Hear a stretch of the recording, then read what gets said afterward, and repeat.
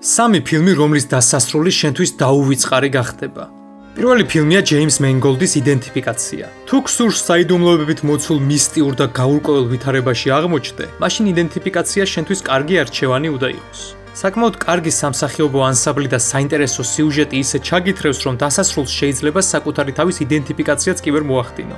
ასე რომ თუ ნანახი არ გაქვს ეს ფილმი, არ გამოტოვო. მეორე ფილმია პირველყოფილი შიში, ედვარდ ნორტონის პირველი ნაბიჯები დიდ კინოში. თან როგორი მტკიცე ნაბიჯები, ეგრევე ოსკარის ნომინაცია რომ მიიღო. არა, მართლა საუცხოოდ თამაშობს ახალგაზრდა ნორტონი და ფილმიც ძალიან საინტერესო და მრავალკუთხოვანია. დიდი რეკომენდაცია ჩემგან. მესამე ფილმი კი არის მემენტო, კრისტოფერ ნოლანის ერთ-ერთი საუკეთესო ფილმი. ვიცი შეიძლება ბევრ თქვენგანს ნანახი აქვს ეს სიგიჟე, მაგრამ ამასთან ერთად ვიცი ბევრი ისეთიც, ვინც გვერდს უქცევს ამ ფილმს. ხო და მათ გასაგონად ვიძახი, რომ ასე გაგრძელება უბრალოდ აღარ შეიძლება. მორჩა მემენტოს ყურება აღარ უნდა გადადოთ, რადგან თქვენ ვერც კი წარმოიდგენთ რა სიამოვნებას იკლებთ.